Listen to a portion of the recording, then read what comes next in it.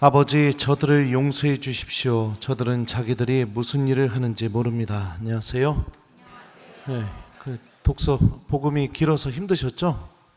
안 힘들었어요? 네. 왜 서 있어요? 나 강론해야 되는데.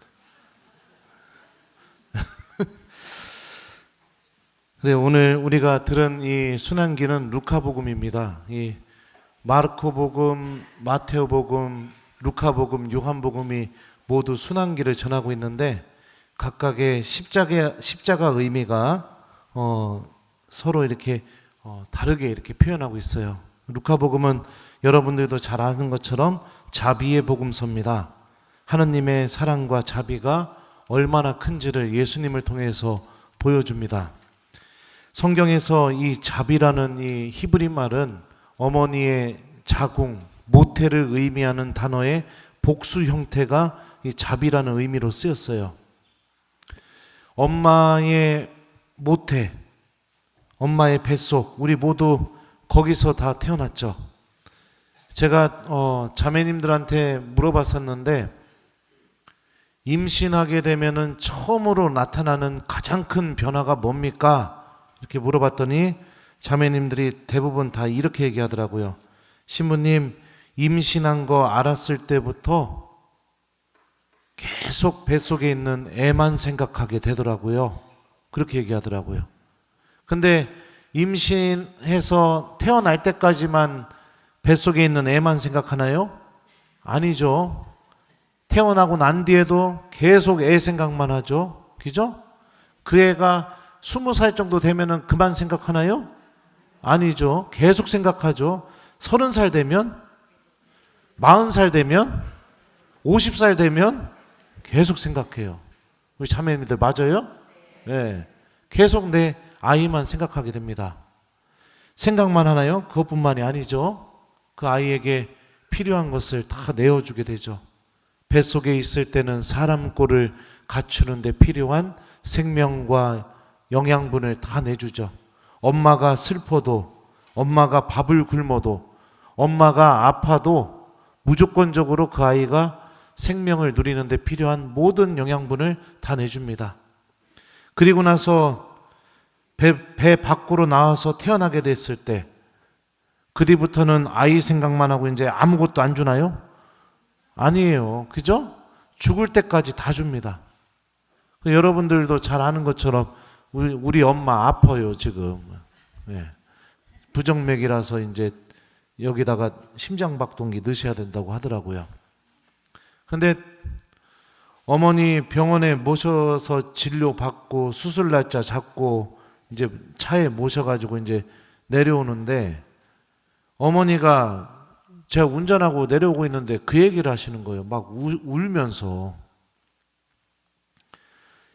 이 2달 전부터 이게 부정맥 증세가 심했었나 봐요. 그러니까 그러면 응급실에도 몇 번 실려가시고 그랬는데 신부님한테, 그러니까 저한테 절대 알리지 말라고 그랬대요. 가족들한테. 혹시라도 아들 신부 사목하는데 방해될까봐, 엄마가 걸림돌이 될까봐.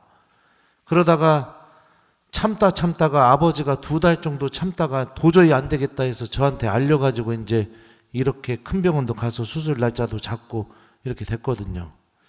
근데 어머니 말씀으로는 이 처음 응급실에 다녀오고 난 뒤부터 지금까지 선종기도를 하고 계시대요. 죽음을 준비하고 계시는 거죠.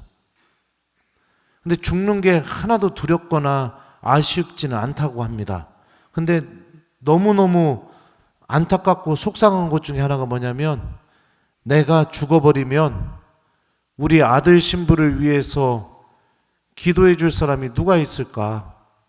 그 생각을 하니까 죽는 것도 아쉬워지고 자꾸 마음이 멈춰지게 되고 그렇게 된다고 하더라고요. 제가 나이가 이제 40대 후반이에요. 그런데도 엄마는 저를 생각합니다. 저밖에 몰라요. 이게 엄마의 마음이죠. 성경은 하느님의 사랑, 자비가 이 어머니의 사랑과 아주 닮았구나 이렇게 생각해서 자비라는 단어를 어머니의 자궁, 이 모태를 의미하는 단어에서 가져와서 설명을 합니다. 오늘 여러분들이 들은 이 긴 순환복음을 통해서도 예수님의 자비와 사랑이 얼마나 큰지가 드러나게 됩니다. 때리고 죽이려고 하는 사람들을 위해서 예수님은 어떻게 하십니까? 아버지, 저들을 용서해 주십시오. 저들은 자기들이 무슨 일을 하는지 모릅니다. 이러면서 그들을 위해서 기도해 주고 계세요. 오히려 변호해 주고 있습니다. 당신을 죽이려고 하는 사람들에게. 하느님, 벌하지 마세요. 이 사람들 아무것도 몰라서 지금 나한테 이러는 거니까 용서해 달라고. 또 십자가에 같이 못 박혀서 비아냥거리는 강도들이 있었죠. 근데 그 중에 강도 한 명이 회개해서 예수님께 이렇게 말합니다. 예수님, 선생님의 나라에 들어가실 때 저를 기억해 주십시오. 그러자 예수님께서는 당신이 죽기 직전에 마지막으로 이 강도에게 이렇게 말씀하셔요. 내가 진실로 너에게 말한다. 너는 오늘 나와 함께 낙원에 있을 것이다. 이 강도가 어떤 죄를 저질렀는지 주님께서는 파헤치지 않으십니다. 회개하는 그 마음, 죄 속에서 죽어가다가 예수님을 바라보면서 내가 주님께 손 내밀었던 그 믿음에서 나오는 그 작은 손, 그 손을 주님께서는 붙잡아 주시죠. 그리고 이 사람은 어떤 사람이 되게 될까요? 처음으로 예수님과 함께 천국에 들어가는 사람이 되게 됩니다. 마지막 순간까지 죄인들을 데리고 하느님 나라로 가시는 그 예수님의 이 사랑과 자비가 오늘 복음을 통해서 그대로 드러나게 되죠. 어머니의 사랑보다도 더 큰 사랑, 어머니의 내어줌보다도 더 큰 내어줌, 어머니의 자비보다도 더 큰 자비, 바로 예수님이 십자가 위에서 그 모습을 우리들에게 보여주셨습니다. 그러면서 우리들에게도 말씀하고 계십니다. 열려 있다고요. 괜찮으니까 당신에게 오라고. 내가 데리고 가고 싶다고. 맨날 무관심 속에 당신을 외면해도 그렇게 살아왔어도 괜찮으니까 당신과 함께 천국으로 가자고. 죄 졌어도 당신께서 용서해 주고 변호해 줄 테니까 당신과 함께 천국으로 가자고. 주님께서 오늘 십자가 위에서 우리에게 말씀하고 계시죠. 우리들도 이 예수님께 자신을 기억해 달라고 했던 이 강도가 했던 말, 이 말을 우리도 예수님께 자주 했으면 좋겠습니다. 제가 어제 강론 때도 우리 아이들에게 불러줬던 그 짧은 성가인데 요즘 자꾸 성가만 부르게 돼요. 여러분들한테도 한번 불러줬던 것 같은데, 주여 주 예수여 저를 기억해 주소서.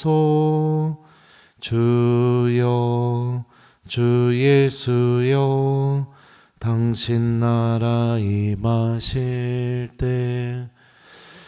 여러분들 우리 이렇게 강도가 했던 이 말을 예수님께 용기를 내서 해봤으면 좋겠습니다. 십자가를 바라보면서. 여러분들이 죄를 저질렀을 때 예수님께서는 성부 하느님 앞에 서서 여러분들을 위해서 이렇게 말씀해 주실 겁니다. 아버지, 저들을 용서해 주십시오. 저들은 자기들이 무슨 일을 하는지 모릅니다. 또 여러분들이 십자가를 바라보면서 예수님, 선생님의 나라에 들어가실 때 저를 기억해 주십시오. 주님께 이 믿음과 함께 이 말씀을 고백한다면 예수님은 여러분들에게 분명히 이렇게 말씀해 주실 겁니다. 내가 진실로 너에게 말한다. 너는 오늘 나와 함께 낙원에 있을 것이다. 우리를 끝까지 잊지 않으시는 예수님의 사랑, 우리에게 모든 것을 내어주시고 우리가 구원받는 데 필요한 모든 은총을 죽기 직전까지 다 내어주시는 이 예수님의 자비가 우리와 함께 있습니다. 그러니 용기를 내서 십자가를 바라보고 우리들도 이 강도가 고백했던 이 고백을 우리들의 입에 담았으면 좋겠습니다. 예수님, 선생님의 나라에 들어가실 때 저를 기억해 주십시오. 오늘 숙제는 여러분들 십자가 바라보시면서 예수님, 선생님의 나라에 들어가실 때 저를 기억해 주십시오. 이렇게 꼭 한번 고백해 보기. 요거를 숙제로 드립니다. 주님의 사랑이 얼마나 큰지 십자가를 바라보면서 여러분 모두 느꼈으면 좋겠어요. 주여, 주 예수여, 저를 기억해 주소서. 주여, 주 예수여, 당신 나라 임하실 때. 이렇게 저처럼 십자가를 바라보면서 성가를 불러보셔도 좋을 것 같고요.